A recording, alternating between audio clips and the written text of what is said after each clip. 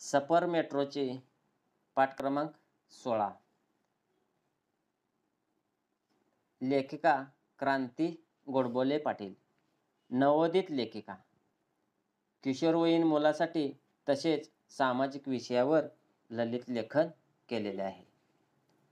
विज्ञान व तंत्रज्ञानाच्या युगामध्ये अनेक नवे नवे शोध लावले जात आहेत. प्रवासाच्या वाहनामध्येही वेगाने बदल होत आहेत. ज्या त्या प्रदेशाची भौगोलिक परिस्थिती व मानवांच्या गरजा यांचा विचार करून वाहतुकीच्या साधनात प्रगती होत आहे. मेट्रोची पहिली महिला सारथी रुपाली चव्हाण यांचा मेट्रो चालवण्याचा अनुभव व मेट्रोचा परिचय संवाद रूपाने दिलेला आहे. वयम या मासिकातून हा संवाद घेतलेला आहे.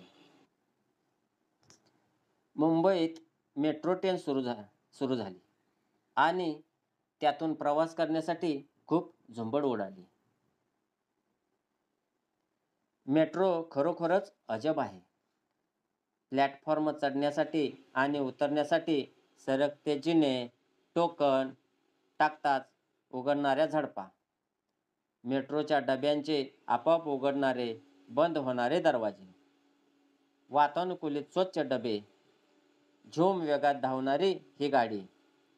पावसाळ्यात उड्डाण पुलावरून मेट्रोतून प्रवास करताना ढगातून तणगत जात असल्याचा अनुभव येतो. बोगद्यातून जाताना जगाशी संबंध तुटल्यासारखा भासतो. या आधुनिक मेट्रोतून प्रवास करून आल्यावर काही प्रश्न मनात आले. रुपाली चव्हाण यांच्याशी साधलेला हा संवाद त्या मेट्रो चालवणाऱ्या पहिल्या महिला सारथी ठरल्या आहेत. मी रुपाली चव्हाण, कोकणातील सिंधुदुर्ग जिल्ह्यातील मुलगी.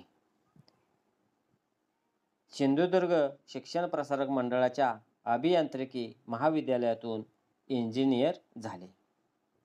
मेट्रोमध्ये पायलट होण्यासाठी इंजिनियर व्हावे लागते. एवढेच नाही तर चाचणी परीक्षाही पास व्हावी लागते. ही चाचणी खूप अवघड असते. यानंतर उमेदवाराची मानसिक आणि शारीरिक चाचणी घेतली जाते.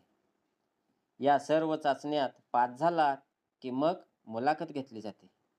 मुलाखतीमध्ये निवड झाल्यावर मग मेट्रो चालवण्याचे 1 वर्षाचे प्रशिक्षण दिले जाते आणि मगच तुम्ही मेट्रो पायलट बनू शकता.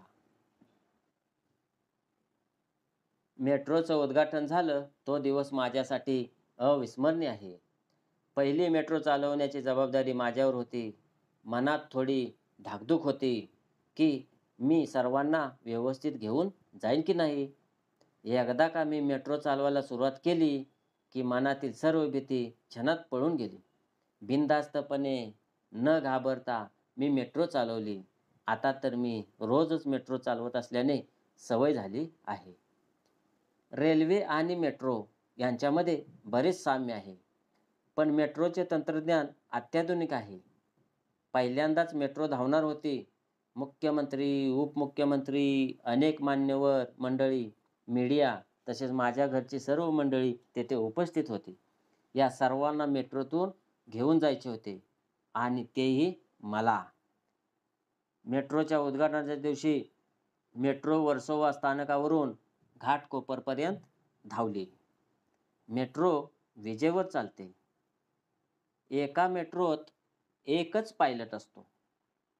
लोकलप्रमाणे मेट्रोलाही दोन्ही बाजूस इंजिन असते. मेट्रो ट्रेन फक्त 4 डब्यांची असते. मेट्रोला स्वतःची कारशेडही असते. घाटकोपरहून वर्सोव्याला मेट्रो पोहोचली की ती कारशेडमध्ये जाते. तिथे पायलट उतरून घाटकोपरच्या दिशेने इंजिन असलेल्या केबिनमध्ये येतो. मग मेट्रो घाटकोपरच्या दिशेने नेते. मेट्रोत एका वेळी साधारणतः 1500 प्रवासी प्रवास करू शकतात. मेट्रोचे डबे स्टेनलेस स्टीलने बनवलेले असतात. विशेष म्हणजे हे डबे वातानुकूलित असतात. डब्यात व स्टेशनवर CCTV कॅमेरे लावलेले असतात. मेट्रोचे दरवाजे आपोआप उघडतात, मात्र ते आपोआप बंद होत नाहीत, तर ते पायलटला बंद करावे लागतात. पायलटसाठी बंद केबिन असते. केबिनमध्ये मेट्रो चालवण्याची पूर्ण यंत्रणा बसवलेली असते.